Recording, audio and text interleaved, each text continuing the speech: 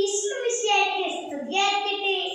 കൂട്ടുകാരെ, ദൈവം നൽകിയ 10 കൽപ്പനകൾ എല്ലാവർക്കും അറിയാമല്ലേ?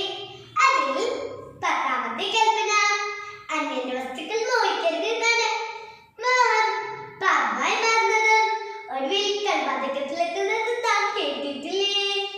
വിശുദ്ധ ഗ്രന്ഥത്തിൽ അന്യന്റെ വസ്തു മോഹിച്ച ഒരു രാജാവിന് എന്ത് സംഭവിച്ചെന്ന് കേട്ടാലോ? എന്റെ കഥയുടെ പേരാണ് നാബോത്തിന്റെ മുന്തിരിത്തോട്ടം. ജസ്രയേൽക്കാരനായ നാബോത്തിന് രാജകൊട്ടാരത്തിന്റെ അടുത്ത് ഒരു മുന്തിരിത്തോട്ടം ഉണ്ടായിരുന്നു. അതവന് പ്രതിസന്ധായി ലഭിച്ചതാണ്. ആ രാജാവ് തോട്ടം നോട്ടമിടാൻ തുടങ്ങിയിട്ടും കുറെ കാലമായിരുന്നു. അങ്ങനെ ഒരു ദിവസം രാജാവ് നടക്കാനിറങ്ങിയ വഴി നാബോത്തിന്റെ വീട്ടിലെത്തി. നാബോത്ത്, എനിക്ക് പച്ചക്കറിത്തോട്ടം ഉണ്ടാക്കാൻ നിന്റെ മുന്തിരിത്തോട്ടം വിട്ടു തരണം. അത് കൊട്ടാരത്തിന്റെ അടുത്താണല്ലോ. പകരം അതിനേക്കാൾ മെച്ചമായ ഒരു തോട്ടം നിനക്ക് തരാം. പണമാണ് വേണ്ടതെങ്കിൽ വില തരാം. ഇത് കേട്ട് നാബോത്തിന് സങ്കടമായി. അവൻ പറഞ്ഞു, ഇതെനിക്ക് പ്രതിസന്ധായി ലഭിച്ചതാണ്. ഞാൻ അങ്ങേക്ക് തരില്ല.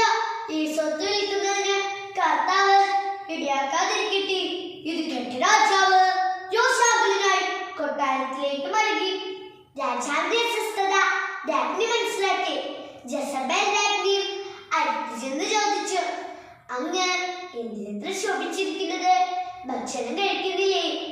ഈ ആശ്വസേൽക്കാരനായ നാബോത്തിനോട് അവന്റെ മുന്തിരിത്തോട്ടം വിൽക്കു തരിക, അല്ലെങ്കിൽ വേറെ പകരമായി തരിക എന്ന് പറഞ്ഞു. എന്നാൽ അവൻ തല്ല എന്ന് പറഞ്ഞു. ഇത് കേട്ട് കുപിതനായ രാജ്ഞി പറഞ്ഞു, അങ്ങാണ് ഇസ്രായേലിനെ ഭരിക്കുന്നത്. അവന്റെ മുന്തിരിത്തോട്ടം ഞാൻ അങ്ങേക്ക് വാങ്ങിത്തരും. ഇത്രയും പറഞ്ഞ ശേഷം രാജ്ഞി ഭക്ഷണം വിളമ്പി. അതിനുശേഷം രാജാവിന്റെ പേരും മുദ്രയും വെച്ച് നഗരത്തിൽ നാബോത്തിനോടൊപ്പം താമസിക്കുന്ന ശ്രേഷ്ഠന്മാർക്കും പ്രഭുക്കന്മാർക്കും കത്തയച്ചു. നിങ്ങളൊരു ഉപവാസം പ്രഖ്യാപിക്കുക. ജനത്തെ വിളിച്ചുകൂട്ടി നാബോത്തിനെ പ്രധാന സ്ഥാനത്തെത്തുക. അങ്ങനെതിരായി 2 നീചന്മാരെ കൊണ്ടുവരിക.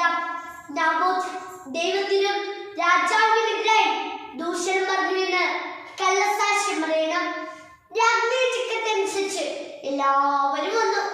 ഉള്ളിൽ കള്ളസാക്ഷ്യം ചുമത്തി നാബോത്തിനെ പട്ടണത്തിന് പുറത്ത് കൊണ്ടുപോയി കല്ലെറിഞ്ഞു. നാബോത്ത് മരിച്ച വിവരം അവർ രാജ്ഞിയെ അറിയിച്ചു. അവർ രാജാവിനോട് പറഞ്ഞു, എഴുന്നേൽക്കുക. ജസ്രയേൽക്കാരനായ നാബോത്ത് ജീവിച്ചിരിപ്പില്ല. അവൻ വിലക്ക് തരാൻ വിസമ്മതിച്ച മുന്തിരിത്തോട്ടം കൈവശപ്പെടുത്തിക്കൊള്ളുക. നീതിമാന്റെ നിഴലിൽ കേൾക്കുന്ന ദൈവം നാബോത്തിന്റെ നിഴലിൽ കേട്ടു. ഏലിയാ